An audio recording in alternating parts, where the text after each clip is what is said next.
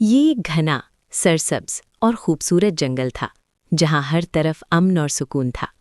درخت ہوا کے ساتھ سرگوشیاں کرتے تھے، ندیاں دھیرے دھیرے بہتی تھیں اور ہر جانور خود کو محفوظ محسوس کرتا تھا۔ اس جنگل کا ایک طاقتور اور انصاف پسند بادشاہ تھا، ایک بہادر شیر جس کی دھار سے دشمن کانپ اٹھتے تھے، مگر جس کا دل اپنے خاندان کے لیے محبت سے بھرا ہوا تھا۔ اس بادشاہ کا ایک چھوٹا سا بیٹا بھی تھا جو اس کی آنکھوں کا تارا تھا۔ وہ ننھا شیر ہر وقت اپنے والد کے ساتھ کھیلتا، ان کے پیچھے پیچھے چلتا اور فخر سے کہتا کہ ایک دن وہ بھی اپنے ابو جیسا بہادر بنے گا۔ بادشاہ مسکرا کر اسے اپنے قریب بٹھاتا اور کہتا، بیٹا یاد رکھنا، طاقت صرف جسم میں نہیں ہوتی، اصل طاقت دل اور کردار میں ہوتی ہے۔ لیکن اسی جنگل میں بادشاہ کا ایک بھائی بھی رہتا تھا۔ بظاہر وہ اپنے بھائی کا احترام کرتا، اس کے ساتھ ہنستا بولتا، مگر اس کے دل میں حسد کی آگ جل رہی تھی۔ وہ سوچتا تھا کہ تخت اور تاج اس کا حق تھا۔ وہ اپنے بھائی کی بادشاہت سے جلتا تھا اور دل ہی دل میں یہ خواہش رکھتا تھا کہ ایک دن وہ خود بادشاہ بنے اور اس کے بعد اس کی اولاد حکومت کرے۔ وقت گزرتا رہا اور حسد کی وہ چنگاری آہستہ آہستہ شعلہ بنتی گئی۔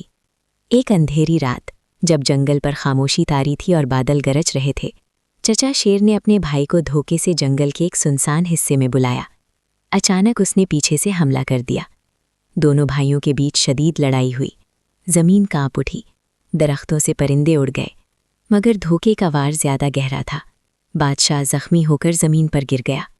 اپنی آخری سانسوں میں اس نے آسمان کی طرف دیکھا اور دھیرے سے کہا، میرے بیٹے، مضبوط رہنا، کبھی ہمت نہ ہارنا۔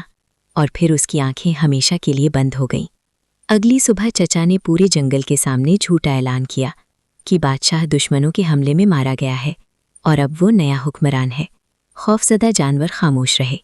پھر اس نے ننھے شیر کو دھمکی دی کہ اگر وہ جنگل میں رہا تو وہ بھی مارا جائے گا۔ معصوم بچہ آنسوؤں کے ساتھ اپنا گھر، اپنا بچپن اور اپنے والد کی یادیں چھوڑ کر جنگل سے دور چلا گیا۔ وہ دن اس کی زندگی کا سب سے مشکل دن تھا۔ وہ اکیلا تھا، بھوکا تھا، کمزور تھا، مگر اس کے دل میں اپنے والد کی باتیں زندہ تھیں۔ وہ اکثر آسمان کی طرف دیکھ کر کہتا، ابو، آپ نے کہا تھا میں مضبوط بنوں گا، میں کوشش کروں گا۔ وقت گزرتا گیا۔ وہ ننھا کمزور بچہ ایک طاقتور اور بہادر جوان شیر میں بدل گیا۔